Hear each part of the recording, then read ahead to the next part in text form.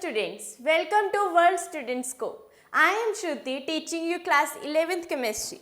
So we were discussing our second chapter of chemistry, that is structure of atom. So this is the part 12th of our chapter. In the previous lecture we discussed about the atomic orbitals, right? हमने पिछले lecture में हम discuss कर रहे थे atomic orbitals के बारे में. हमने उसके बारे में स्ट्रक्चर हम सोचे थे कि हम स्ट्रक्चर अब स्टडी करेंगे. तो बेसिकली इस लेक्चर में हम ऑर्बिटल्स के बारे में बात करेंगे और वो ऑर्बिटल्स हमारे पास शेप, स्ट्रक्चर, ये सब कुछ कैसे देते हैं इसके बारे में डिस्कस करेंगे. सो इस लेक्चर में हम सारे के सारे बेसिकली क्वांटम नंबर्स के बारे में बात करेंगे जो एक ऑर्बिटल के स्ट्रक्चर, शेप, साइज को आइडेंटिफाई करने में हेल्प करती है. सो बेसिकली हमने क्या पढ़ा था कि जो हमारा एटॉमिक ऑर्बिटल होता है वो क्या होता है. एक एटॉमिक ऑर्बिटल वो जगह होती है एक एटम के अंदर जहाँ पे इलेक्ट्रॉन के होने की प्रोबेबिलिटी मैक्सिमम हो, राइट? जहाँ पे इलेक्ट्रॉन के होने की प्रोबेबिलिटी मैक्सिमम हो वो जगह को हम एटॉमिक ऑर्बिटल कहते हैं. So an orbital is a region in a space around the nucleus where the probability of finding the electron is maximum. तो बेसिकली वो क्या कह रहा है कि एटम के अराउंड, ये मेरा एटम का न्यूक्लियस है, उसके अराउंड वो जगह जहाँ पर इलेक्ट्रॉन के होने की प्रेजेंस जो है वो मैक्सिमम है उसको हम एटॉमिक ऑर्बिटल कहते हैं. उस एरिया को हम क्या कहेंगे? एटॉमिक ऑर्बिटल कहेंगे. अब जैसे कि हमने पिछले लेक्चर में भी ये डिस्कस किया था कि the structure, shape, dimensions of orbital help us to determine to locate an electron. If size of orbital is small, the probability of finding electron near nucleus. तो बेसिकली क्या है कि ऑर्बिटल हमें बताता है स्ट्रक्चर, शेप एंड डायमेंशंस की help से. Orbital के ही स्ट्रक्चर, शेप, डायमेंशंस, इन सब के हेल्प से हमें पता लगता है कि इलेक्ट्रॉन कहाँ प्रेजेंट होएगा. अब हम इसी लेक्चर में हम डिस्कस करने वाले हैं कि डिफरेंट टाइप ऑफ ऑर्बिटल्स कैसे होते हैं, उनकी डिफरेंट स्ट्रक्चर्स, उनके डिफरेंट शेप्स कैसे आते हैं. सो बेसिकली यहाँ पर वो क्या कह रहा है कि जो स्ट्रक्चर है, शेप है, डायमेंशन है एक ऑर्बिटल की, वो हमें बताएगा कि इलेक्ट्रॉन न्यूक्लियस के पास में प्रेजेंट है या दूर प्रेजेंट है. क्योंकि अभी हमने पिछले लेक्चर से हमने शुरू किया कि अब हमारे पास डुअल नेचर में हम बात करेंगे. और dual nature that is quantum mechanics के लिए हम क्या यूज़ करेंगे? 3 डायमेंशनल स्पेस यूज़ करेंगे, है ना. बोहर मॉडल तक तो 2 डायमेंशनल था, अब हम जो है 3 डायमेंशनल स्पेस यूज़ करेंगे. तो 3 डायमेंशनल स्पेस का मतलब क्या है? इलेक्ट्रॉन जो है अब 3D में रिवॉल्व करेगा. 3 dimensions that is X axis, Y axis and Z axis. इन 3 एक्सिस में रिवॉल्व करेगा. तो जब इन तीनों एक्सिस में एक इलेक्ट्रॉन रिवॉल्व कर रहा है तो ऑब्वियसली उसकी जो प्रोबेबिलिटी डेंसिटी होगी दैट इज साई स्क्वायर की जो वैल्यू होगी हमारे पास वो भी हर एक चीज के लिए डिफरेंट होगी. हमने स्क्रॉडिंजर वेव इक्वेशन से पढ़ा है कि जो हमारे पास साई स्क्वायर है वो डिफरेंट हो जाता है, राइट? डी एक्स एक्सिस के लिए अलॉन्ग डिफरेंट, वाई एक्सिस के अलॉन्ग डिफरेंट, जेड एक्सिस के लिए अलॉन्ग डिफरेंट. तो इसके जो इफेक्ट है वो एक्स, वाई, जेड तीनों एक्सिस में आता है. तो इसी वजह से हम क्या बोलेंगे कि वो एक्स एक्सिस के अलॉन्ग क्या प्रोड्यूस कर रहा है, क्या डिफरेंसेस, क्या चेंजेस प्रोड्यूस कर रहा है, वाई एक्सिस के अलॉन्ग क्या चेंजेस है, जेड के अलॉन्ग क्या चेंजेस है. तो ये सारा बेसिकली हमें कहाँ से पता लगेगा? स्ट्रक्चर, शेप और डायमेंशन ऑफ ऑर्बिटल से, राइट? क्योंकि देखो कहीं ना कहीं ऑर्बिटल की जो स्ट्रक्चर होगी, जो शेप होगी, जो डायमेंशंस होंगे वो कुछ ना कुछ एक्स, वाई, जेड तीनों में ही लाई कर रहे होंगे. और जब तीनों एक्सिस में कुछ लाई कर रहा होगा तो इलेक्ट्रॉन भी तो तीनों एक्सिस में रिवॉल्व करेगा. और वहीं से हमारे पास कॉन्सेप्ट आएगा कि इलेक्ट्रॉन की प्रेजेंस कहाँ होगी. एटॉमिक ऑर्बिटल्स के अंदर जो इलेक्ट्रॉन की प्रेजेंस है वो न्यूक्लियस के पास होगी या न्यूक्लियस से दूर होगी या फिर इतनी दूर होगी कि उस पर न्यूक्लियस का कोई इफेक्ट ही नहीं हो रहा है. मतलब न्यूक्लियस से बहुत दूर है कि वो इलेक्ट्रॉन जो है वो जल्दी रिमूव आउट हो सकता है, राइट? हमने ये क्लास 9-10 में पढ़ा है कि जो इलेक्ट्रॉन है वो मूव आउट हो सकता है बिकॉज हम उसमें क्या करते हैं, कैटायन और एनायन बन जाता है, ठीक है, या पॉजिटिव चार्ज आता है या नेगेटिव चार्ज आता है क्योंकि इलेक्ट्रॉन या फिर डोनेट होएगा या एक्सेप्ट होएगा. तो उसका भी हम ये चीज़ देखेंगे कि न्यूक्लियस से वो कितना दूर होएगा जब वो इलेक्ट्रॉन जो है जंप करके किसी और के पास, मतलब किसी और एलिमेंट के साथ भी रिएक्ट कर सकता है। सो बेसिकली यहाँ पर हम आज के लेक्चर में हम ये कॉन्सेंट्रेट करने वाले हैं कि इसका ऑर्बिटल का, एक एटॉमिक ऑर्बिटल का स्ट्रक्चर, डायमेंशन, शेप हम कैसे पता लगाएं कि हमारे पास एक एटॉमिक ऑर्बिटल के अंदर इलेक्ट्रॉन की प्रेजेंस, इलेक्ट्रॉन की प्रोबेबिलिटी होने का मतलब पता लगे।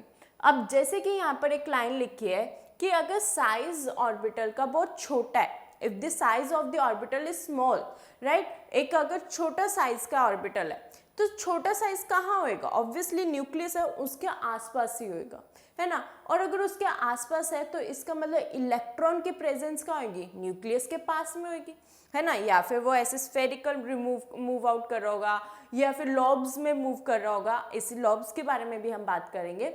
सो बेसिकली यहाँ पर हम क्या कह रहे हैं कि आज के लेक्चर में हम पता लगाएंगे कि एटॉमिक ऑर्बिटल्स में उसकी शेप, उसकी डायमेंशंस कैसे पता लगाएं, और इनको डिफाइन करने के लिए उसकी शेप को, साइज को, स्ट्रक्चर को, ऑर्बिटल के चीज को पता लगाने के लिए हमारे पास कुछ साइंटिस्ट ने 4 नंबर्स दिए थे जिन्हें हम कहते हैं क्वांटम नंबर्स। हम क्वांटम मैकेनिक्स पढ़ रहे हैं तो वहीं से नाम आया क्वांटम नंबर्स, जो कि हमारे पास स्ट्रक्चर, डायमेंशंस को बताने में हेल्प करेंगे।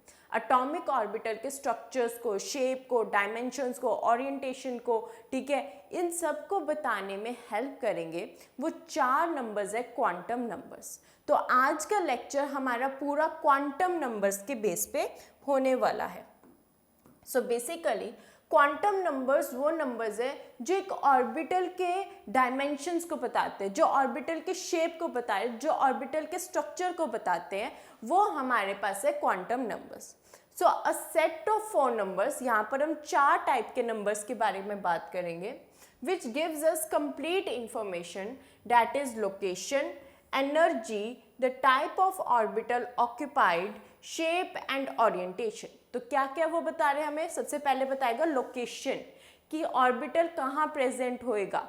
हमने लास्ट लेक्चर में बात करी थी कि ऑर्बिटल कहाँ प्रेजेंट होता है। पहले शेल होता है ना, जो KLMN शेल है हमारे पास, वो शेल होता है, उसके अंदर सब शेल्स होते हैं और फिर सब शेल के अंदर ऑर्बिटल होता है। तो वहीं से हम डिस्कस करने वाले हैं कि लोकेशन क्या होगी ऑर्बिटल की, दूसरा एनर्जी क्या होगी, उसके अंदर कितने इलेक्ट्रॉन्स प्रेजेंस हो सकते हैं, कितनी एनर्जी है कि वो अकोमोडेट कर सके, कितनी एनर्जी है कि वो चेंज ला सके, right. Then type of orbital occupied, उसके बाद हम ऑर्बिटल के टाइप्स पढ़ेंगे। इधर से ही क्वांटम नंबर की हेल्प से हम टाइप्स ऑफ ऑर्बिटल भी पढ़ेंगे। देन शेप, उनकी स्ट्रक्चर्स, उनकी शेप क्या होगी, स्फेरिकल होंगे, लॉब्स में होंगे, किस टाइप में होंगे, डम्बल शेप होंगे, कैसा होएगा वो। एंड देन ओरिएंटेशन, ओरिएंटेशन का मतलब है कि कितने अमाउंट में ऑर्बिटल्स प्रेजेंट होंगे, ठीक है। देखो हमने पढ़ा है क्वांटम नंबर्स, दैट इज 1 2 3 4 ऐसे पढ़े ना, तो ऑब्वियसली इनके ऊपर डिपेंड भी तो करेगा कि नंबर ऑफ ऑर्बिटल्स कितने होंगे, और उसी नंबर ऑफ ऑर्बिटल्स को हम ओरिएंटेशन कह देते हैं, क्योंकि ओरिएंटेशन में हम बोलेंगे उसके स्टाइल के बारे में बात करेंगे, ठीक है, उसको x y z एक्सिस में रिप्रेजेंट करेंगे।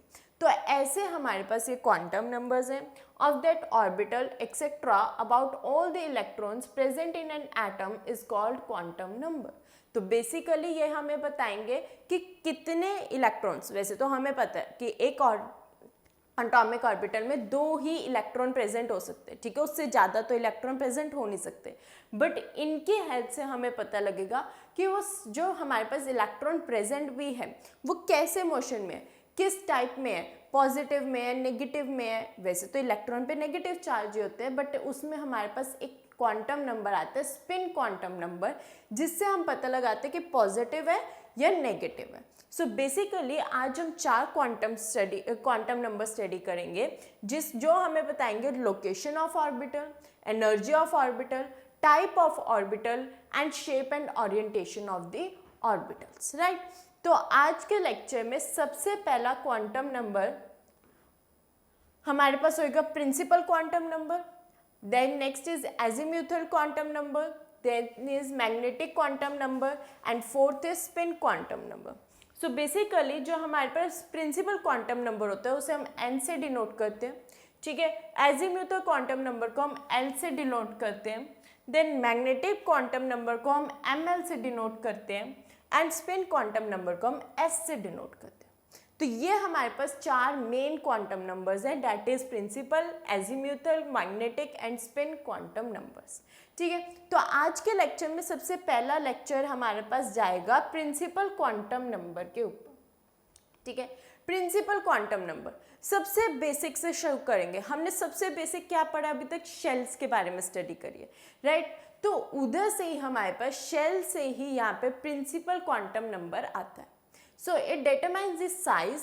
तो प्रिंसिपल क्वांटम नंबर हमें क्या बताया जाता है, सबसे पहली चीज साइज ऑफ ऑर्बिटल बताएगा, size to the large extent the energy of orbital. तो हमें क्या क्या बता रहा है, एक तो बता रहा है एनर्जी के बारे में और दूसरा बता रहा है साइज के बारे में। So it is always a positive integer with the value of 1 2 3 4। तो प्रिंसिपल क्वांटम नंबर जो है वो हमें साइज एंड एनर्जी के बारे में बताता है और इसकी वैल्यूज होती है 1 2 3 4, है ना। ये तो हमने बोहर में भी स्टडी किया था कि हमारे पास जो शेल्स होते हैं उसका नाम कैसे करते हैं, 1 2 3 4, और उसी 1 2 3 4 को हम क्या कहते हैं, KLMN शेल। मतलब 1 का मतलब K, 2 का मतलब L, 3 का मतलब M और 4 का मतलब N। तो KLMN शेल होते हैं एंड सो ऑन भी हो सकते हैं, हमारे पास आगे भी बहुत सारे होते हैं, लेकिन अभी हमारे पास स्टडीज में KLMN शेल है, दैट इज 1 2 3 4। और प्रिंसिपल क्वांटम नंबर को हम n से डिनोट करते हो, तो यहाँ पे n की वैल्यू चेंज होगी 1 2 3 4, राइट। तो प्रिंसिपल क्वांटम नंबर हमें साइज के बारे में और एनर्जी के बारे में बताता है और इसकी वैल्यू होती है 1 2 3 4 या फिर KLMN, ठीक है। तो ये हमारे पास कुछ स्ट्रक्चर होती है कि फर्स्ट के लिए K, सेकंड के लिए L, थर्ड के लिए M, फोर्थ के लिए N। तो KLMN शेल ऐसे आता है। तो प्रिंसिपल क्वांटम नंबर हमें साइज एंड एनर्जी के बारे में बताता है और इसकी वैल्यू होती है 1 2 3 4, ठीक है। ये हमारे पास प्रिंसिपल क्वांटम नंबर है। सो with the help of this quantum number we can determine the number of orbitals present in the shell। तो अब मेरे को शेल के बारे में पता चल गया कि शेल तो मेरे पास, चलो जी, एक एटम के अंदर 4 शेल प्रेजेंट है, 1 2 3 4 KLMN, ठीक है, ये है। अब हमारे पास क्या है कि यहाँ से इन क्वांटम नंबर के हेल्प से मैं पता लगा सकती हूँ कि कितने ऑर्बिटल्स प्रेजेंट होंगे, नंबर ऑफ ऑर्बिटल्स क्या प्रेजेंट होंगे। तो नंबर ऑफ ऑर्बिटल्स निकालने के लिए हमारे पास एक फॉर्मूला है n², सिंपल n²। अब हम ऑर्बिट्स की नहीं बात करें, अब हम सिर्फ शेल्स की बात करें। तो ऑर्बिट्स के लिए केस में क्या था, 2n² था, यहाँ पर सिर्फ n² होता है, 2 नहीं है, यहाँ पे सिर्फ n² है। सो बेसिकली अगर with the increase of number of n, अगर मेरे पास नंबर ऑफ n इंक्रीज कर रहे, मतलब 1 2 3 4 ऐसे इंक्रीज कर रहा है, the number of allowed orbitals increase, तो उसके अंदर जो होने वाले ऑर्बिटल्स है, जो उसके अंदर प्रेजेंट होने वाले ऑर्बिटल्स हैं, वो भी इंक्रीज करेंगे by the formula n², by the formula n²। For example अगर 1 2 3 4 है, ठीक है, तो ये तो मेरे पास है शेल, ये तो मेरे पास है शेल, मतलब ये n की वैल्यू है। तो मेरे पास ऑर्बिटल्स कैसे इंक्रीज करेंगे, ऑर्बिटल्स कैसे इंक्रीज करेंगे, n² के फॉर्म में करेंगे, मतलब 1 का स्क्वायर 1, देन 2 का स्क्वायर 4, 3 का स्क्वायर 9, 4 का स्क्वायर 16।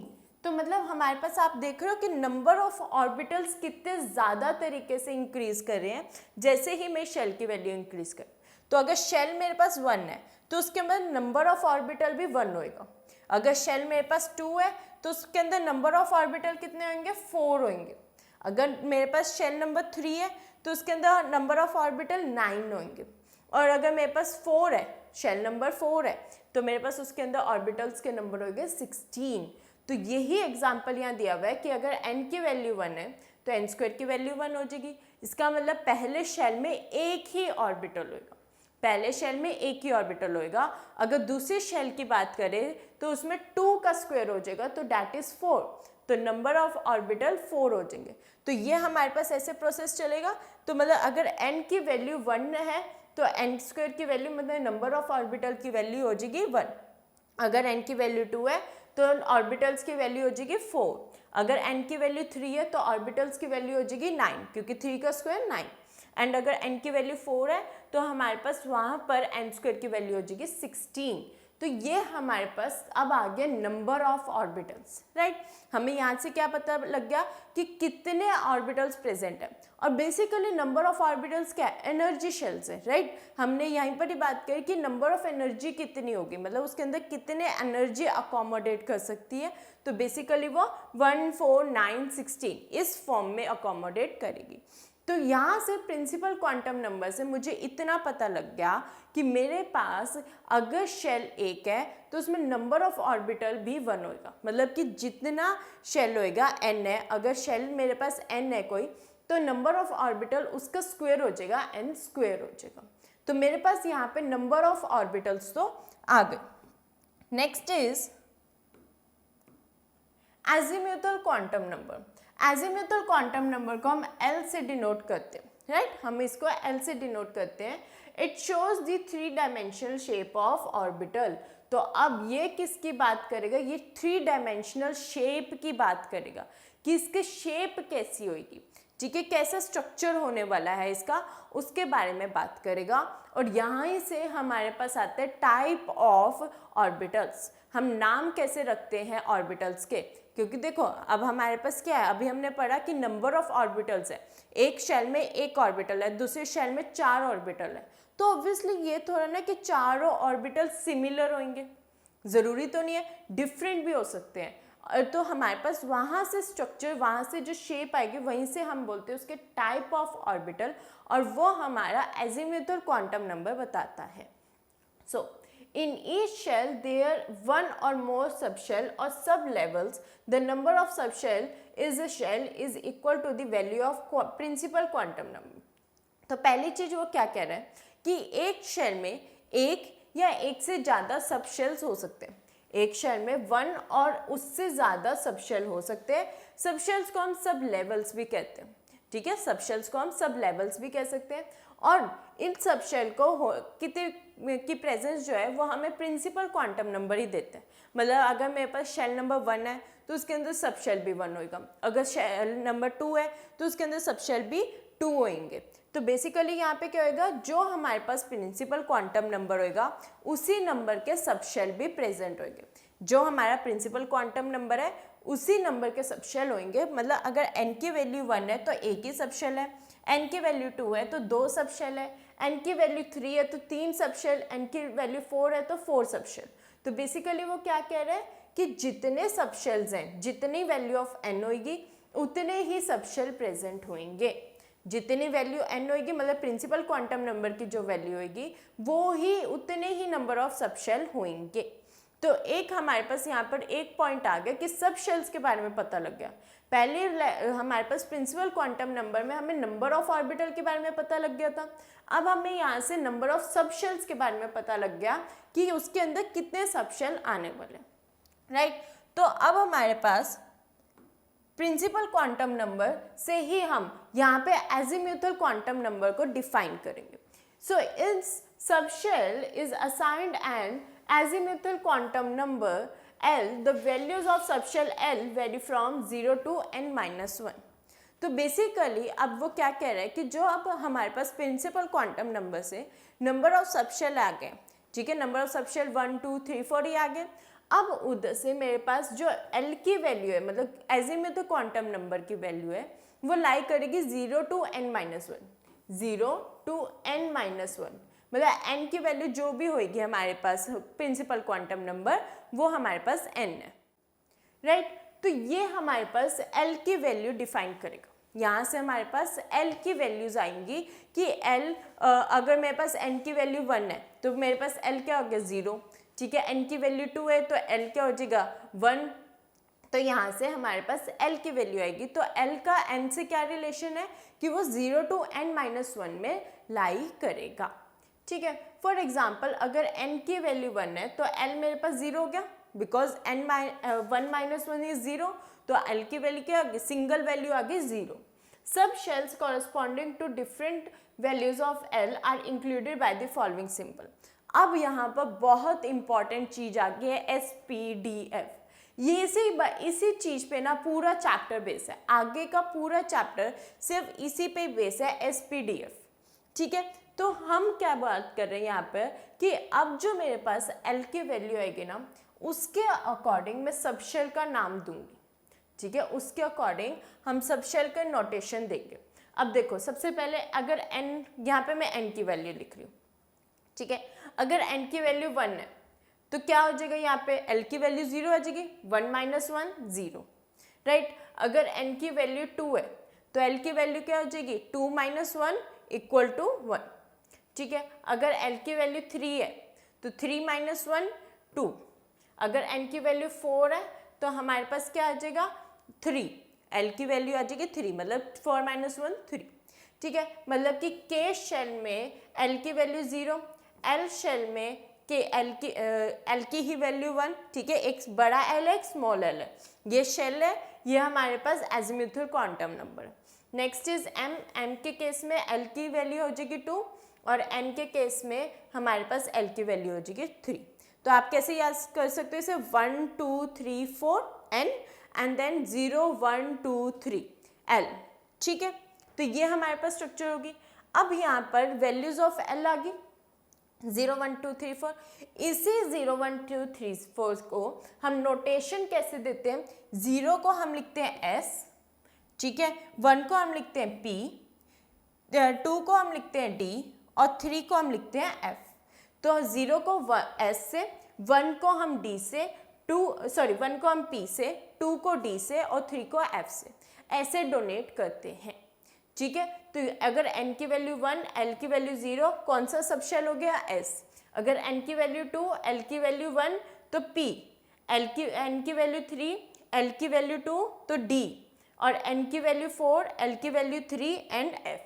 तो आपको ज़रूरी नहीं है कि आपको n की ही वैल्यू दी जाए, आपको ऐसे भी शेल बोल सकते हैं कि KLMN, K शेल में कितने सबशेल होंगे ये भी पूछा जा सकता है। तो K का मतलब n की वैल्यू 1 और मेरे पास फॉर्मूला क्या है सबशेल निकालने का, n - 1, तो वो आ गया हमारे पास 0, राइट। तो ऐसे हम लोग एजीमुथल क्वांटम नंबर के हेल्प से हम अपने नंबर ऑफ सबशेल निकाल सकते हैं और उनकी नोटेशन को फाइंड आउट कर सकते हैं। सो ये नोटेशन बहुत इंपॉर्टेंट है कि हम L को क्या, L से हम जो ऑर्बिटल जो हमारे पास सबशेल है उसका नाम कैसे देते हैं। ठीक है, तो ये हमारे पास मेथड है एजीमुथल क्वांटम नंबर को निकालने का। और एजीमुथल क्वांटम नंबर को हम नोटेशन कैसे देते हैं, SPDF। तो हमारे पास ये टेबल बहुत इंपॉर्टेंट आगे आगे ये टेबल ही एक्सटेंड होने वाली है, राइट। तो ये पहली हमारे पास टेबल आई है बिटवीन हमारे पास principal quantum number and azimuthal quantum number के बीच में। तो प्रिंसिपल क्वांटम नंबर मुझे क्या बताता है, नंबर ऑफ ऑर्बिटल्स के बारे में। अगर नंबर ऑफ शेल अगर n है तो नंबर ऑफ ऑर्बिटल क्या हो जाएगा, n²। एंड उसके बाद आता है हमारे पास azimuthal quantum number. Azimuthal quantum number का रिलेशन क्या है प्रिंसिपल क्वांटम नंबर से, कि n - 1, 0 to n - 1 या फिर 0 1 2 3 4। ठीक है, 0 1 2 3 4 जिसे हम SPDF कहते हैं। ठीक है, ये हमें क्या दे रहा है, शेप दे रहा है। ये हमें शेप बता रहा है कि उसकी शेप SPDF, यही नहीं मतलब SPDF जैसी शेप नहीं होगी, इनकी भी शेप्स आगे डिफरेंटली हम इसको भी ऑर्गेनाइज करेंगे कि कैसी होती है, स्फेरिकल होती है, कैसी होती है, ये हम आगे अभी पढ़ेंगे। तो दो हमने क्वांटम नंबर स्टडी कर लिए, that is principal quantum number and azimuthal quantum number. Principal को n से डिनोट करते हैं और एजीमुथल को L से।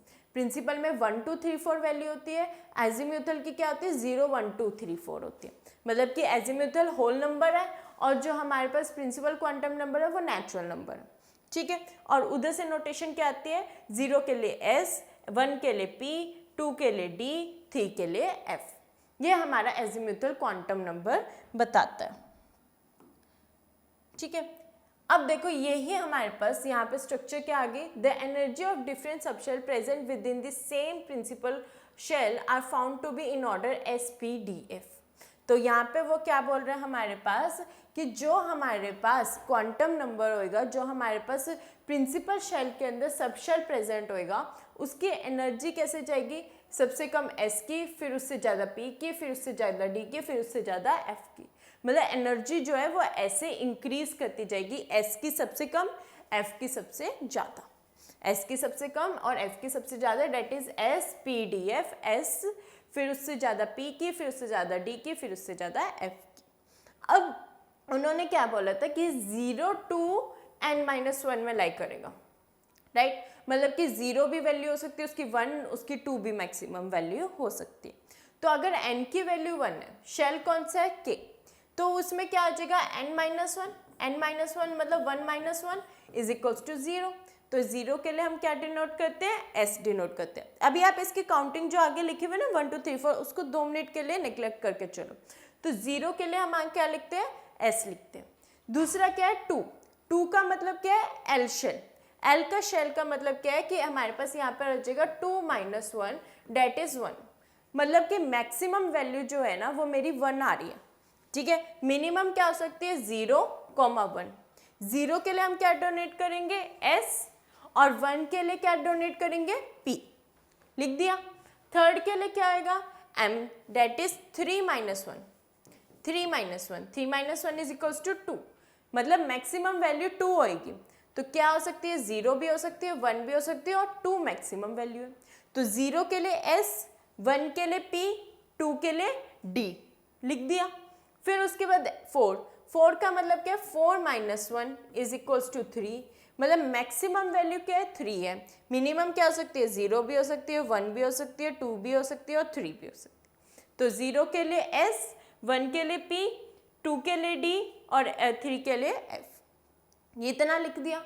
अब यहाँ पर ये काउंटिंग क्या लिखी हुई है ना, 1s 2s 2p, ये क्या लिखा हुआ है, तो ये हमारे पास है सब शेल के भी पार्ट्स, जो सब शेल के भी होने वाले पार्ट्स हैं उसकी वैल्यू हमें गिवन है।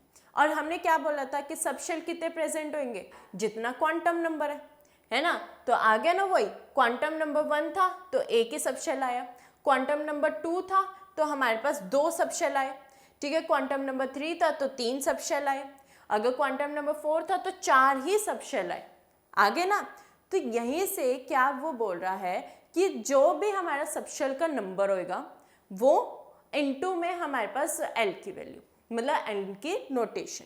तो मतलब कि हमारे पास वैल्यू क्या थी प्रिंसिपल क्वांटम नंबर की, 1s, मतलब कि पहले शेल का पहला सब शेल क्या होएगा, 1s, पहले शेल का पहला सब शेल क्या होएगा, 1s। अगर मैं दूसरे शेल की बात कर रही हूँ तो उसमें 2 और सब शेल आएंगे, जिसका नाम होएगा, एक का होएगा 2s और होएगा 2p, मतलब कि सेकंड वाला पार्ट है, सेकंड क्लास है। हम क्या बोलते हैं, जैसे कि हम क्लास सेक्शंस नहीं डिवाइड कर देते स्कूल में कि ये ए सेक्शन है, ये बी सेक्शन है, ये सी सेक्शन है, तो वैसे ही सेक्शन डिवाइड किए गए, ठीक है। कि पहले में मेरे पास बच्चे कम थे तो एक ही क्लास में सारे आ गए, दूसरे में क्या हुआ, 2 क्लासेस हैं, ठीक है, क्योंकि सेकेंड क्लास है, बच्चे ज़्यादा हो गए तो मेरे को 2 सेक्शन में कन्वर्ट करना पड़ा, दैट इज 2s और 2p। अब थर्ड क्लास में आ गए और बच्चे एक्सटेंड हो गए, स्कूल में और एडमिशन होगी, तो 3 बच्चे हमारे पास 3 सेक्शन आ गए, that is 3s 3p 3d, ठीक है, 3s 3p 3d, मतलब थर्ड शेल में होने वाले कितने सब शेल है, 3 सब शेल है, और उनका क्या नाम है, 3s 3p 3d है। और फोर्थ में फिर फोर्थ क्लास में और बच्चे ऐड हो गए तो हमारे पास 4 सेक्शन डिवाइड हो गए, date is 4s 4p 4d 4f, 4s 4p 4d 4f, वही है, मतलब फोर्थ क्लास की सेक्शन एस, फोर्थ क्लास का ही सेक्शन पी, फोर्थ क्लास का सेक्शन डी, फोर्थ क्लास का ही सेक्शन एफ। तो बेसिकली यहाँ पर एक तरीके से क्लास के तरीके से चल रहा है ना, स्कूल के तरीके से हम लेते हैं कि स्कूल में जैसे क्लासेस होती है, सेक्शंस डिवाइड कर दिए जाते हैं, वैसे ही यहाँ पे भी सेक्शन डिवाइड कर दिए गए हैं कि पहले एक मेरे पास शेल था पूरा, डेट इज के शेल था, अब उसके अंदर होने वाला सब शेल कौन सा है, 1s है। अगर मेरे पास शेल 2 है तो उसके अंदर होने वाले कितने सब शेल है, 2 सब शेल है, 2s और 2p। अगर मेरे पास शेल 3 है तो कितने सब शेल उसके अंदर के 3 होंगे, 3s 3p 3d। अगर फोर्थ है तो फोर्थ के अंदर 4 ही सब शेल होंगे, 4s 4p 4d 4f।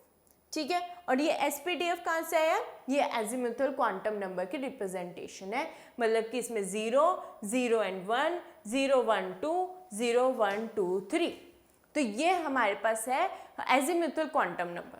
और ये पहली टेबल है जो मोस्ट इंपॉर्टेंट टेबल है, ठीक है। इसके बेस पे अभी हम क्वेश्चन भी सॉल्व करेंगे। तो बेसिकली वो क्या कह रहे हैं कि जो जितनी वैल्यू होगी n की उतने ही मेरे पास सबशेल होंगे, उतने ही मेरे पास सबशेल होंगे। अगर एक प्रिंसिपल क्वांटम नंबर 1 है तो 1 ही सबशेल, 2 है तो 2 सबशेल, 3 है तो 3 सबशेल, 4 है तो 4 सबशेल। इनके नाम कैसे होते हैं, KLMN होते हैं। अब हमने L की वैल्यू निकाली, that is azimuthal quantum number की वैल्यू निकाली, जो कि 0 to n-1 में लाई करती है। कहने का मतलब क्या है, n-1 जो है वो मैक्सिमम वैल्यू है और 0 हमेशा मेरे पास मिनिमम वैल्यू है, ठीक है। 0 हमेशा पास मिनिमम वैल्यू है और n-1 हमारे पास हमेशा मैक्सिमम वैल्यू है। तो 1 के लिए आ जाएगा 0, 2 के लिए आ जाएगा 0,1, 3 के लिए आ जाएगा 0, 1, 2 एंड 4th के लिए 0, 1, 2, 3। और वैसे ही हमने क्लास में जैसे सेक्शन डिवाइड करते हैं, स्कूल में जो हम क्लासेस के सेक्शन डिवाइड करते हैं वैसे ही सेक्शन डिवाइड कर दिए, 1S 2S 2P 3S 3P 3D 4S 4P 4D 4F। ये हमारे पास बेसिक आ गया और ये मोस्ट इंपॉर्टेंट है। 1S 2S 2P 3P 3D ये सारा बहुत इंपॉर्टेंट है, क्योंकि अब जो हम इलेक्ट्रॉनिक कॉन्फ़िगरेशन याद करो 9th 10th में करते थे, राइट, 2 8 8 ऐसी कॉन्फ़िगरेशन करते थे ना, अब वही इलेक्ट्रॉनिक कॉन्फ़िगरेशन हम इसके फॉर्म में करेंगे, 1S 2S 2P के फॉर्म में करेंगे, ठीक है। अब हम इनके फॉर्म में इलेक्ट्रॉनिक कॉन्फ़िगरेशन करने वाले। तो पहला जो हमारे पास एजीमुथल क्वांटम नंबर से जो टेबल आती है वो ये है, ठीक है। ये हमारे पास मोस्ट इंपॉर्टेंट टेबल है। 1 2 3 4 एजीमुथल क्वांटम नंबर क्या हो जाएगा, 0 1 2 3, हमारे पास वैल्यू क्या आ जाएगी SPDF। और उसके अकॉर्डिंग फिर हमने मिनिमम और मैक्सिमम वैल्यू को लेके उसके अंदर होने वाले सबशेल्स की वैल्यू को लिख देना। क्लियर। तो ये था हमारे पास एजीमुथल क्वांटम नंबर। नेक्स्ट आता है मैग्नेटिक क्वांटम नंबर। नेक्स्ट है मैग्नेटिक क्वांटम नंबर। तो हमारे पास मैग्नेटिक क्वांटम नंबर जो है ना, वो अब हमारे पास प्रेजेंट होने वाले स्पेशल ओरिएंटेशन के बारे में बात करेगा। अब इनके ओरिएंटेशन के बारे में बात करेगा कि ये कैसे एक अंदर, मतलब शेल के अंदर सबशेल जो है, सबशेल के अंदर ऑर्बिटल है, वो कैसे ओरिएंटेड होंगे, कैसे प्रेजेंट होंगे, उस चीज़ के बारे में बात करेगा। So it gives you information related to the spatial orientation of the orbital with respect to the standard set of coordinate axis. अब देखो हमारे पास कोऑर्डिनेट, अब हमने क्या बात करी थी कि 3D में बात करेंगे। तो 3D में बात करेंगे तो x एक्सिस भी लेंगे, y एक्सिस भी लेंगे और z एक्सिस भी लेंगे, तीनों एक्सिस लेके चलेंगे। तो जब हम तीनों एक्सिस लेंगे तो कुछ चेंजेस यहाँ पर x एक्सिस में भी आएंगे, कुछ y में भी आएंगे और कुछ z में भी आएंगे, ठीक है। अब मेरे पास जो ओरिएंटेशन होगी, मतलब कि जो प्रेजेंस होगी हमारे पास SPDF की अभी हम स्ट्रक्चर्स की बात करेंगे ना, तो उसकी जो ओरिएंटेशन होगी वो x एक्सिस में कैसी होगी, y में कैसी होगी, z में कैसी होगी, ये हमारे पास मैग्नेटिक क्वांटम नंबर डिफाइन करता है। मतलब उसकी ओरिएंटेशन, उसके होने का प्रेजेंस, उसके होने की तरीका हमारे पास मैग्नेटिक क्वांटम नंबर बताता है। So for a given value of n, अब हमारे पास यहाँ पर अब हम किस पे आ गए, L पे आ गए, मतलब सब शेल पे बात करेंगे। 2L+1 values are possible for ml। तो हर एक ml के लिए हमारे पास रिलेशन क्या आ गए, यहाँ पे 2L+1 की रिलेशन आ गई। तो कितने हमारे पास ml के वैल्यू होंगे, 2L+1 ml की वैल्यू होगी, ठीक है। तो क्या आएगा, अगर मेरे पास कोई L सबशेल दिया हुआ है, कोई भी, मतलब मैं बोलूँ 0 सबशेल दिया हुआ है, तो उसके ml की जो वैल्यू होगी वो क्या हो जाएगा, 2 × 0 0 + 1, मतलब ml की वैल्यू आ गई 1। एक ही प्रेजेंट होएगा, एक ही तरह की ओरिएंटेशन होगी, एक ही स्ट्रक्चर होएगा उसका, मतलब एक ही एक्सिस में वो जो है हमारे पास चेंजेस लाएगा, ठीक है। बात ये कह रहे हैं। तो हम इसको एग्जाम्पल के हेल्प से दोबारा स्टडी करते हैं। सो अब हमारे पास एक न्यू टेबल फॉर्मेट में बन जाती है, ठीक है, जो कि हमें ml की वैल्यू देगी, जो हमें L की वैल्यू देगी। तो L की वैल्यू से हम यहाँ पे आइडेंटिफाई कर सकते हैं कि हमारे पास क्या ml की वैल्यूज आएंगी, ठीक है। l की वैल्यू क्या होगी, 0 1 2 3 4 होगी, ठीक है, 0 1 2 3 होगी। अभी हमने SPDF ही बात करी है, तो नोटेशन क्या आएगी, SPDF, SPDF आ गई। अब उसके अकॉर्डिंग हम यहाँ पे निकालेंगे l की वैल्यूज, और l की वैल्यूज जो लाइक करती है वो -1 टू +1 इंक्लूडिंग 0 होती है, इंक्लूडिंग 0 होती है। अब यहाँ पे मतलब वैल्यू क्या आएगी, इंटीजर्स के फॉर्म में आएगी। अभी हमने पिछले 2 लेक्चर्स में हमने दोनों में पॉजिटिव इंटीजर्स की बात करी थी, राइट, 1 2 3 4 और 0 1 2 3 4, है ना, इसके बारे में बात करी थी। अब जो हमारे पास ml की वैल्यूज आएगी वो नेगेटिव, 0 एंड पॉजिटिव, मतलब प्रॉपर एक इंटीजर का फॉर्मेट बन के आएगी। तो देखो जब हमारे पास फॉर्मूला क्या है, 2l + 1 है, तो जब मेरे पास l की वैल्यू 0 थी, l की वैल्यू 0 थी, तो क्या आएगा, 2 × 0 + 1 कम्स आउट टू बी 1, तो मेरे पास 1, मतलब इसकी ओरिएंटेशन जो होने वाली है वो सिंगल रहेगी, ठीक है, वो इसकी ओरिएंटेशन सिंगल रहेगी, मतलब s का तो हमेशा s ही रहेगा, उसकी कोई चेंजेस नहीं आएगी हमारे एक्सिस के अकॉर्डिंग, ठीक है, XYZ एक्सिस के अकॉर्डिंग कोई चेंजेस नहीं आएगी, उसका ओरिएंटेशन सिर्फ एक ही तरीके का रहेगा। दूसरा क्या है, अगर L की वैल्यू होगी 1, L की वैल्यू होगी 1, तो मतलब 2 × 1 + 1 कम्स आउट टू बी 3, मतलब ml की जो वैल्यू है, मैग्नेटिक क्वांटम नंबर की जो वैल्यू है, वो मेरे पास 3 आएंगी, कुछ 3 वैल्यूज आएंगी, डेट इज -1 0 + 1, 3 वैल्यूज में आएंगी, एक -1 नेगेटिव लेके चलना है, फिर 0 लेना है, फिर एक +1 लेना है, क्योंकि हमारे पास कहाँ से कहाँ लाई कर रहा है, -1 टू +1 के बीच में लाई कर रहा है। तो हमने 3 वैल्यूज ली, -1 0 और +1, और इसको हम शो कैसे करेंगे, px, ठीक है, x एक्सिस में p ऑर्बिटल की क्या डिफरेंस, देन y ऑर्बिटल में हमारे पास p की क्या डिफरेंस, और z के एक्सिस में हमारे पास p की क्या डिफरेंस, मतलब px py pz आ जाएगा, तीनों के। नेक्स्ट के केस में क्या आएगा, अगर मेरे पास l की वैल्यू 2 है, तो l की वैल्यू 2 है, तो 2 2 = 4 + 1 डेट इज 5 ओरिएंटेशन, मतलब इसके 5 तरीके से ये ओरिएंट हो सकता है, मतलब इसके जो स्ट्रक्चर्स आएंगे, इसके जो शेप्स आएंगे वो 5 तरह की आएंगी, ठीक है। और अब हमारे पास वो d है, तो d से ही डिनोट करेंगे। तो अब 5 बनाने मुझे, तो 5 कैसे बनाऊंगी, -2 -1 0 +1 +2, ठीक है, क्योंकि एक सीरीज इक्वल अमाउंट की रखनी है। अगर मैं -2 से शुरू कर रही हूँ तो एंड भी +2 पे होना चाहिए, ये नहीं कि -1 पे एंड हो जाए, ये नहीं करना। तो हमारे पास क्या वैल्यूज आएगी, -2 -1 0 +1 +2, ठीक है। और यहाँ पर इसके स्ट्रक्चर क्या आएंगे, एक आएगा dx dy dz, सिंपल, पहले तो तीनों कोऑर्डिनेट्स में क्या क्या डिफरेंस आ रहा है, dx dy dz वो चीज, फिर उसके पास यहाँ पे 2 और एक्स्ट्रा आ जाती है, डेट इज dz² और dx² - y², dx² - y², तो ये 2 वैल्यूज यहाँ पे 2 एक्स्ट्रा आ जाएगी। तो देखो जब l की वैल्यू 1 तो ml की वैल्यू भी 1, तो s की वैल्यू सिर्फ एक ही रहेगी, मतलब कोई ओरिएंटेशन में फर्क नहीं है। जब l की वैल्यू 1 तो हमारे पास ml की वैल्यू 3, और कितनी वैल्यूज आ जाएंगी, px py pz।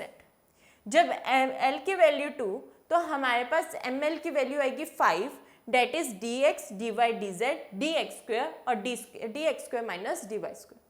अब जो f का केस है ना, उसमें हमें ओरिएंटेशन के बारे में नहीं पढ़ना, ठीक है, इसलिए मैंने ब्लैंक स्पेस छोड़ रखा है, क्योंकि हमने यहाँ पर f के ओरिएंटेशंस के बारे में नहीं पढ़ना, बस हमने इसमें क्या पढ़ना है कि जो हमारे पास f कितनी प्रोड्यूस करेगा, ml की वैल्यू 7 प्रोड्यूस करेगा। देखो क्योंकि 2 × 3 + 1 कम्स आउट टू बी 7, तो 7 वैल्यूज आएंगी, डेट इज -3 -2 -1 0 1 2 3, ठीक है। तो ये हमारे पास है ml की वैल्यूज, ठीक है। अब यहाँ से हमारे पास अगर मैं पूरी टेबल इसको कंप्लीट करूँ तो हमारे पास क्या आ जाएगा, जब n की वैल्यू 1 थी मतलब k शेल था, जब n की वैल्यू 2 थी जब l शेल था, जब n की वैल्यू 3 थी m शेल था, जब n की वैल्यू 4 थी n शेल था। तो मेरे पास एजीम्यूथल क्वांटम नंबर की वैल्यू l जो है उसकी वैल्यू आई थी 0 1 2 3, जिसको मैंने नोटिफाई किया था SPDF से। अब उसके ml की वैल्यू जो आती है वो फॉर्मूला आता है 2l+1 से। यहाँ पर क्या था हमारे पास, यहाँ पे था n-1 से, यहाँ पर आएगा 2l+1 से, जिसमें हमारे पास वैल्यूज लाई करेगी 1, 3, 5, 7 के फॉर्म में। और उसकी ओरिएंटेशन उसको कैसे रिप्रेजेंट करते हैं, S P X P Y P Z D X D Y D Z D X square minus D Y square. ठीक है, ये हमारे पास पूरी टेबल होगी एज किसके लिए, हमारे पास मैग्नेटिक क्वांटम नंबर के लिए। तो अब पेपर में क्वेश्चन आपको किस फॉर्मेट में पूछ लिया जाता है कि फॉर एग्जांपल हमें n की वैल्यू और ml की वैल्यू दे दी, ठीक है, इसमें हमें बताओ कि कौन सा l की वैल्यू है, कौन सी ओरिएंटेशन आएगी, क्या हमारे पास P X P Y P Z की वैल्यू आएगी, किस फॉर्मेट में आएगी। ठीक है, तो ये हमें बताएगा। सो बेसिकली यहाँ पर जो हमारे पास n की वैल्यू है वो 1, 2, 3, 4 है, l की वैल्यू जो है 0, 1, 2, 3 है, उसकी नोटेशन आती है SPDF, और जो हमारे पास एज मैग्नेटिक क्वांटम नंबर है वो आती है 1357, 1357। तो उसी के अकॉर्डिंग ओरिएंटेशन भी जो मतलब एक्सिस के अलॉन्ग जो डिफरेंसेस आएंगे वो भी ऐसे आते हैं। तो फर्स्ट के लिए कुछ नहीं डिफरेंस आएगा, डेट इज एस के लिए, पी के लिए 3 आते हैं, फिर डी के लिए 5 आते हैं और एफ के लिए 7 आते हैं। ठीक है, जो कि एफ का हमने केस नहीं पढ़ना, हमने सिर्फ डी तक के केसेस पढ़ने। ठीक है, अभी हमारे पास जो 12th तक का कॉन्सेप्ट है उसमें हमारे पास सिर्फ डी तक का कॉन्सेप्ट रहता है। एफ का कॉन्सेप्ट इतना ज़्यादा नहीं आता, एफ का कॉन्सेप्ट जनरली एक्स या वाई तक आ जाता है, उससे ज़्यादा नहीं आता। ठीक है, तो मतलब उधर क्या हम बोलेंगे कि एफ एक्स एफ वाई और एफ जेड तक ज़्यादा से ज़्यादा रहता है, इससे ऊपर नहीं जाता। ठीक है, तो ये हमारे पास जो स्ट्रक्चर्स है ना एस पी और डी के, ये बहुत हम फ्रीक्वेंटली यूज़ करने वाले हैं। नेक्स्ट टू नेक्स्ट लेक्चर में बहुत ज़्यादा फ्रीक्वेंटली यूज़ करेंगे कि कैसे इनकी हेल्प से हम इलेक्ट्रॉनिक कॉन्फ़िगरेशन को बना सकते हैं। ठीक है, तो ये था हमारे पास मैग्नेटिक क्वांटम नंबर। नेक्स्ट है स्पिन क्वांटम नंबर, इसको हम डिनोट करते हैं एस से। ठीक है, नेक्स्ट है हमारे पास स्पिन क्वांटम नंबर जिसे हम एस से डिनोट करते हैं। तो an electron spins around its own axis like earth spins around its own axis. तो ये जो स्पिन क्वांटम नंबर था ना, ये काफ़ी बाद में आया। ठीक है, बहुत बाद में आया, पहले ये 3 आ गए थे, लेकिन क्या पता लगा कि कई बारी एन, एल और एम एल तीनों की वैल्यू सेम है। ठीक है, तो ऐसे बारी में तो हमारे पास जो शेल होएगा, जो ऑर्बिटल होएगा, वो भी सेम ही होना चाहिए हर बारी, लेकिन ये तो पॉसिबल ही नहीं है। तो उसके वजह से हमारे जो साइंटिस्ट थे उन्होंने एक 4th क्वांटम नंबर को फाइंड आउट किया जिसे हम स्पिन क्वांटम नंबर कहते हैं। और वो क्या बोलते हैं कि जैसे एक अर्थ है, ठीक है, एक अर्थ है, हमारी अर्थ जो है वो अपने एक्सिस पे भी रोटेट करती है और सन के अराउंड भी रोटेट करती है, अपने एक्सिस पे भी रोटेट करती है और सन के अराउंड भी रोटेट करती है। वैसे ही एक इलेक्ट्रॉन भी अपने एक्सिस पे भी रोटेट करेगा और न्यूक्लियस के अराउंड भी रोटेट करेगा, अपने एक्सिस के अराउंड भी स्पिन करेगा और जो अपने न्यूक्लियस के अराउंड भी स्पिन करेगा। ठीक है, इसलिए इसका नाम पड़ गया स्पिन क्वांटम नंबर। तो ये जो स्पिन क्वांटम नंबर है ना, इसकी 2 ही वैल्यूज हो सकती है, या फिर +½ या फिर -½ सो to distinguish between these two are orientations to values +½ and -½ तो इसकी 2 ही हो सकती है, या फिर पॉजिटिव हाफ होगी या फिर नेगेटिव हाफ होगी, या फिर ये एक बारी क्लॉकवाइज घूमेगा या फिर एक बारी एंटी क्लॉकवाइज घूमेगा। या are assigned to the spin quantum numbers, they are known as 2 spin states. ये इसकी होती है स्पिन स्टेट होती है, मतलब कि पॉजिटिव में घूमेगा ये नेगेटिव में, मतलब क्लॉकवाइज घूम रही है एंटी क्लॉकवाइज घूम रहा है, ये बताएगा of the electron and generally represented by 2 arrows. अब जब हम इसकी रिप्रेजेंटेशन करेंगे ना, अभी हम इसके ब्लॉक डायग्राम्स बनाएंगे, इसके ऑर्बिटल स्ट्रक्चर्स बनाएंगे, तो उसमें हम चाहे वो प्लस हो, अगर प्लस का केस है तो हम अपवर्ड एरो बनाते हैं, और अगर हमारे पास नेगेटिव का केस हो तो हम डाउनवर्ड एरो बनाते हैं। तो इसको रिप्रेजेंट कैसे करते हैं, एक स्पिन अप, इसको हम क्या कहते हैं स्पिन अप, और इसको हम कहते हैं स्पिन डाउन। इसे हम कहते हैं स्पिन अप और इसे हम कहते हैं स्पिन डाउन। तो हमारे पास स्पिन क्वांटम नंबर में सिर्फ 2 वैल्यूज होती है, +½ और एक होती है -½ ठीक है, ये हमारा स्पिन क्वांटम नंबर्स, और यहाँ पर हमारे पास चारों क्वांटम नंबर्स हमने स्टडी कर लिए, that is principal quantum number, azimuthal quantum number, then magnetic quantum number and spin quantum number. Principal quantum number जो होता है वो n की वैल्यू में डिफाइन करता है, मतलब 1 2 3 4 होता है, ठीक है। एजीम्यूथल क्वांटम नंबर L होता है, दैट इज 0 1 2 3 होता है। जो हमारे पास मैग्नेटिक क्वांटम नंबर है वो L से डिफाइन होता है, जिसकी वैल्यू -1 टू +1 के बीच में लाई करता है, मतलब negative integer to positive integer में लाई करता है, और इसके अंदर 0 इंक्लूडेड होता है। सो अगर L की वैल्यू 1 है तो हमारे पास ML की वैल्यू भी 1 आती है, अगर L की वैल्यू 2 है तो ML की वैल्यू कितनी आ जाती है, 3 आती है। जब हमारे पास L की वैल्यू 3 होती है तो मतलब कि ML की वैल्यू 5 आएगी, और जब हमारे पास L की वैल्यू 4 है, 3 है, तो हमारे पास ML की वैल्यू 7 आएगी। तो मतलब कि 1 1 2 3 4 प्रिंसिपल क्वांटम नंबर। सेकंड में क्या है हमारे पास, सेकंड रो हमारे पास L की है, ठीक है। L मतलब azimuthal quantum number which is 0 1 2 3, ठीक है। देन आता है, नेक्स्ट आता है हमारे पास मैग्नेटिक क्वांटम नंबर, जिसको हम डिफाइन करेंगे 1 3 5 7। तो आप अपने फिंगर से भी याद कर सकते हो कि इसको हम कैसे याद करें, और ओरिएंटेशन क्या आएगी, SPDF। SPDF तो हमें याद हो गया, 1 2 3 4, देन 0 1 2 3, देन आ जाएगा 1 3 5 7। तो आप अपने फिंगर टिप से भी इसे बिल्कुल याद कर सकते हो, है ना। और स्पिन हमेशा हमारे पास क्या होगा, 2 ही होंगे, या पॉजिटिव हाफ या -हाफ, ठीक है। और उसका स्पिन को हम कैसे रिप्रेजेंट करेंगे, या फिर अपवर्ड एरो से या फिर डाउनवर्ड एरो से, दैट इज स्पिन अप या फिर स्पिन डाउन, राइट। तो ये हमारे पास 4 क्वांटम नंबर्स हमने स्टडी कर लिए, ठीक है। अब हम इसके बेस पे कुछ न्यूमेरिकल्स परफॉर्म करेंगे, ठीक है। Using SPDF notation describe the orbital with the following quantum number. हमने क्या करना है, SPDF को यूज करके, ठीक है, इसके क्वांटम नंबर्स निकालने, सिंपल है। तो हमारे पास हमें क्या क्या डिफाइन दिया हुआ है, n इज इक्वल्स टू 2 और L की वैल्यू दी हुई है, n इक्वल टू 2 है और L की वैल्यू 1 है। तो देखो ये क्या कह रहा है, अगर n की वैल्यू 2 है तो हमारे पास मतलब 2 सबशेल, और L की वैल्यू 1 होती है तो हम क्या डिफाइन करते हैं, हम उसको P लेते हैं, राइट। हमने कैसे लिखा था, इधर मैं एक टेबल बना रही हूँ, that is very important for you. n अगर मेरे पास 1 2 3 4 है तो L क्या है मेरे पास 0 1 2 3 है। नोटेशन क्या आएगी, SPDF आएगी। ML की वैल्यूज क्या आएंगी, 1 देन 3 5 7, ये हमारे पास आएगी। और जो स्पिन होता है वो या फिर पॉजिटिव हाफ होता है या फिर नेगेटिव हाफ होता है, इन दोनों को हम या फिर अपवर्ड एरो या फिर डाउनवर्ड एरो से डिनोट करते हैं। तो अगर आपको ये चीज याद होगी तो आप ये वाले क्वेश्चंस तो इजीली ही कर सकते हो। सो बेसिकली हमारे पास क्या है, n की वैल्यू तो 2 है और L की वैल्यू 1 है, और ये हमारे पास कौन बता रहा है, P, मतलब ये क्या शो कर रहा है, 2P बता रहा है। तो हमारे पास A की वैल्यू क्या आ गई, 2P। अगर हम B क्वेश्चन की बात करें तो B में क्या है, n इक्वल टू 4 है और L की वैल्यू 0 है, ठीक है। अब क्या है, n equal to 4, n equal to 4 का मतलब क्या है हमारे पास F, ठीक है।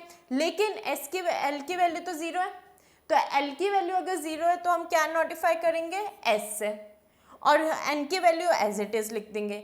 मतलब कि कौन सा हमारे पास सबशेल आ गया, 4s सबशेल आ गया, मतलब 4th जो शेल है उसका सबशेल पहला 4s सबशेल, ठीक है। देन C है हमारे पास n equal to 5 and L equal to 3, ठीक है। n 5 है और L 3, तो L की वैल्यू 3 कब है, F पे, ठीक है। तो मतलब क्या बन गया, 5F बन गया, क्योंकि n की वैल्यू तो एज इट इज लिखनी है, हमने F की वैल्यू L की वैल्यू देखने की, 0 पे S है, 1 पे P है, 2 पे D है, 3 पे F है। तो वही है कि अगर मेरे पास हमारे पास L3 दिया हुआ था तो 3 कब होता है, F पे होता है, तो 3F हो गया। और D देखो, D क्या है, n इक्वल टू 3 है और L इक्वल टू 2 है, ठीक है। n equal to 3, L equal to 2, मतलब कि क्या बन गया, 3D बन गया। क्या बन गया हमारे पास, 3D बन गया। तो ऐसे हम सिंपली अपना इसी चार्ट से, अगर आप इस चार्ट को याद कर लो तो इस चार्ट से हम कोई भी क्वेश्चन सॉल्व करते हैं सिंपली। तो अगर n की वैल्यू 1 2 3 4, l की वैल्यू 0 1 2 3, जिसे हम क्या करेंगे SPDF से डिनोट करेंगे, और ml की वैल्यू क्या आ जाएगी 1 3 5 7, 1 3 5 7। तो क्या हो जाएगा स्पिन, क्या हो जाएगा पॉजिटिव हाफ या नेगेटिव हाफ, जिसे हम अपवर्ड एरो या डाउनवर्ड एरो से रिप्रेजेंट करते हैं। तो ये बेसिक चार्ट है इस पूरे लेक्चर का, ये बेसिक चार्ट है। अगर ये याद हो गया तो कोई भी हम क्वेश्चन कर सकते हैं, इवन इलेक्ट्रॉनिक कॉन्फ़िगरेशन भी बहुत इजीली निकाल सकते हैं, और इन्हीं की हेल्प से हम ऑर्बिटल्स, इनके स्ट्रक्चर्स, इनके कुछ भी हम पढ़ सकते हैं। ये चारों क्वांटम नंबर्स हैं। एक और क्वेश्चन देखते हैं। So let us try one more question, that is what is the total number of orbitals associated with the principal quantum number n equal to 3।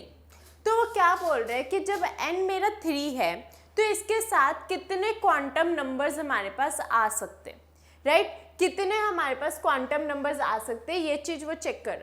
तो बेसिकली अगर हम फर्स्ट लेक्चर के concept पे जाए तो वहाँ पे हमारे पास प्रिंसिपल क्वांटम नंबर क्या कहता है कि अगर मेरा n इक्वल टू 3 है तो उसमें उसके बाद नंबर ऑफ ऑर्बिटल्स जो होंगे वो कैसे इंक्रीज करेंगे, नंबर ऑफ ऑर्बिटल्स जो होंगे वो कैसे इंक्रीज करेंगे, हमारे पास n स्क्वायर के टर्म्स में इंक्रीज करेंगे, that is 3 square comes out to be 9। तो बेसिकली क्या हमारे पास यहाँ कंक्लूजन आ रहा है कि जो मेरे पास क्वांटम नंबर्स आने चाहिए ना, जो मेरे पास टोटल नंबर इस ऑर्बिटल के साथ एसोसिएटेड होने चाहिए वो 9 आने चाहिए, ठीक है? तो जब मेरा n इक्वल टू 3 है तो l की वैल्यू क्या आएगी, 3 minus 1 comes out to be 2, right? It comes out to be 2। Next is ml की वैल्यू, ml की वैल्यू क्या होगी हमारे पास 2l plus 1, that comes out to be 2 into 2 plus 1 is equals to 4 plus 1 5। तो अगर हम यहाँ से भी कैलकुलेट करें तो भी हमारे पास 9 वैल्यूज अब आ जाएंगी। देखो L के टर्म्स में क्या आएगी हमारे पास, यहाँ पर आएगा D टर्म आएगी, ठीक है? D टर्म आएगी, और यहाँ पर कितनी आएगी 5 टर्म्स आएगी, dx dy dz dx square minus Y square and dz square, ठीक है? तो ये सारी अगर हम टोटल टर्म्स करें तो 9 आएंगी। तो इसका मतलब क्या है कि हमारे पास जो टर्म्स आएंगी वो हमारे पास 9 आएगी। कैसे आएगी, यहाँ पे देखो 3D बोल रहे है ना, 3D बोल रहे हैं, तो L की वैल्यू क्या हो सकती है 0 1 2 हो सकती है, 0 1 2 हो सकता है, मतलब 3s 3p 3d। और 5 टर्म्स इधर कौन सी हमारे पास, dx dy dz dx square minus Y square dz square, right? ये तो हमारे पास बन गई, और यहाँ पर एक हमारे पास L की टर्म आ जाएगी, that comes out to be हमारे पास S, ठीक है? जो हमारे पास एक टर्म आ गई। तो जब हम कैलकुलेट कर रहे हैं तो क्या कितने टर्म्स आ गए हमारे पास, देखो 9 टर्म्स आ गई, 1 2 3 4 5 6 7 8 9। तो वही जो यहाँ पे 9 वैल्यूज बन रही थी वही 9 वैल्यूज हमारे पास यहाँ पर आ गई। तो बेसिकली हमने यहाँ से देखो क्या उसने पूछा कि n जब 3 है तो कौन से नंबर उसके साथ कंबाइंड है। तो देखो एक तो l होएगा और एक ml होएगा। l की वैल्यू क्या होती है, n-1 होती है, तो हमने n-1 मतलब 3-1 2, और 2 का मतलब क्या होता है d, तो d ऑर्बिटल यहाँ पर आ गए एक, ठीक है? फिर उसके बाद हमने L की वैल्यू क्या होती है 0 1 2 हो सकती है, मैक्सिमम वैल्यू 2, मिनिमम भी तो हमें लेनी पड़ेगी, तो मिनिमम क्या हो जाएगा 3s 3p 3d, राइट? उसके बाद ml की वैल्यू क्या आ रही है 5 आ रही है, ठीक है? 5 के केस में हम क्या करेंगे, हम यहाँ पे तो 5d के 5 ऑर्बिटल्स लिखेंगे, that is dx dy dz dx square minus Y square dz square. तो जब हमने पूरा इसको कैलकुलेट किया तो ये 9 ऑर्बिटल्स आ रहे हैं, और हमारे पास प्रिंसिपल क्वांटम नंबर का फर्स्ट पॉइंट भी ये कहता है कि जब हमारे पास नंबर ऑफ ऑर्बिटल्स निकालने हो तो वो n का स्क्वायर होता है, तो 3 का स्क्वायर 9, तो यहाँ पर भी मेरे पास 9 वैल्यूज आ गई। तो ये जो कॉन्सेप्ट है क्वांटम नंबर्स का हम ऐसे सॉल्व करेंगे। सो आई थिंक आपको बहुत अच्छे से क्लियर हो गया हो कि क्वांटम नंबर्स हैं क्या, ठीक है? Principal quantum number, then azimuthal quantum number, magnetic quantum number and spin quantum number.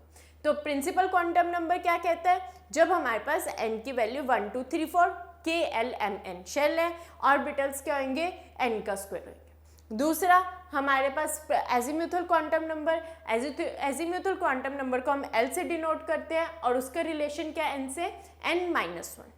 n-1 simple है, मतलब जो n-1 जो टर्म होगी ना वो मैक्सिमम वैल्यू होगी, मिनिमम वैल्यू क्या होगी 0 से n-1 के बीच में, मतलब 0 1 2 0 1 2 3 0 1 2 4 ऐसे हमारे पास टर्म आएंगी।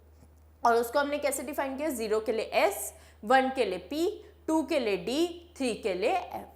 उसके बाद आते हैं हमारे पास मैग्नेटिक क्वांटम नंबर, जो हमारे पास शेप और ओरिएंटेशन की बात करता है और उसका रिलेशन L से है, दैट इज 2L+1। ठीक है, तो इसके लिए अगर L 0 है तो ML की वैल्यू 1 होगी, अगर L की वैल्यू 1 है तो ML की वैल्यू कितनी हो जाएगी हमारे पास, 2 1 2 and 3, that comes out to be 3 terms आ जाएगी। ठीक है, देन उसके बाद हमारे पास जो हमारे पास L की वैल्यू है 2 होगी तो हमारे पास जो वैल्यू आएगी ML की वो 5 आएगी, और अगर L की वैल्यू 3 हुई तो हमारे पास जो ML की वैल्यू आएगी वो 7 आएगी। तो अगर हमें इसे याद करना हो तो कैसे क्या याद करेंगे, फिंगर टिप्स की हेल्प से याद करेंगे। देखो यहाँ पे ऊपर वाले की 4 टिप्स ले लो, ये ऊपर वाली टिप क्या बता रही है, n बता रही है, 1 2 3 4। फिर उसके बाद सेकेंड वाली रो ले लो, उसको हम कैसे रिप्रेजेंट कर सकते हैं, L की टर्म से रिप्रेजेंट कर सकते हैं। तो L क्या है हमारे पास, 0 1 2 3, राइट। फिर ML की वैल्यू L से डिनोट होगी, तो वो क्या आ जाएगी 1, देन उसके बाद 3 5 7, और हमें पता है ये पूरा क्या है, SPDF KLMN। ठीक है, KLMN और SPDF तो हमें टिप्स पे याद हो गया, सिर्फ हमें नंबर्स याद करने हैं जो हम फिंगर टिप्स की हेल्प से याद कर सकते हैं। ठीक है, आई होप आपको सारे क्वांटम नंबर, सारी चीज़ें अच्छे से डिटेल में समझ में आ गए हैं कि बेसिकली जो हमारे पास वैल्यू है, जो हमारे पास ये फंक्शंस हैं, जो हमारे पास एटॉमिक ऑर्बिटल्स हैं, इनकी स्ट्रक्चर, इनकी शेप, इनका ओरिएंटेशन कैसे आएगा। ठीक है, इनके बारे में, इनके सबशेल्स के बारे में हम कैसे पता लगा सकते हैं, वो ये 4 क्वांटम नंबर्स बताते हैं। अब नेक्स्ट लेक्चर में हम पढ़ने वाले shape of these quantum numbers, shape अब हम स्टडी करेंगे SPDF, जो हमारे पास S है, P है, D है, F है, इनके शेप्स को डिस्कस करेंगे कि कौन कैसा शेप का होता है, स्फेरिकल होता है, डम्बल शेप होता है, लोब शेप होता है, तो क्या स्ट्रक्चर होती है, वो चीज़ हम डिस्कस करने वाले हैं। So thank you students, will meet you in the next lecture. Thank you from the world students को।